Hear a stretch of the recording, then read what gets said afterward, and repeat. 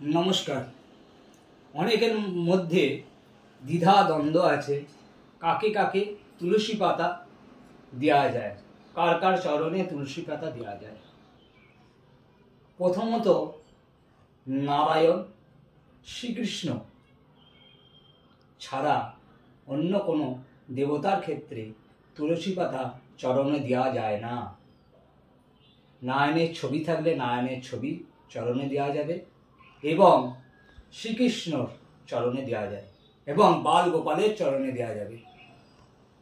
তাছাড়া আদার্স কোনো দেবতার চরণে দেওয়া উচিত নয়।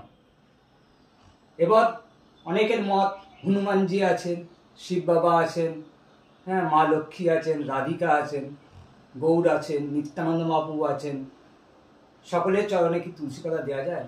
দেওয়া যায় না। রাধিকা মায়ের হাতে এবং বুকে তুলসী পাতা দিতে পারেন।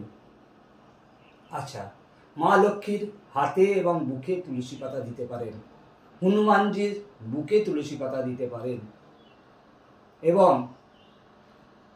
আদার্স কোনো দেবতার চরণে দেবেন না। শিব বাবার মাথায় মঞ্জুরি হয়, তুলসী মঞ্জুরি দিতে পারেন, তুলসী পাতা দেবেন না। এবার মা কালীর ভোগে কি তুলসী পাতা দেওয়া যায়? হ্যাঁ, দেওয়া যায়। মা কালী হচ্ছে পরম বৈষ্ণবী, তাই মায়ের ভোগে তুলসী পাতা দেওয়া যেতে পারে। নমস্কার।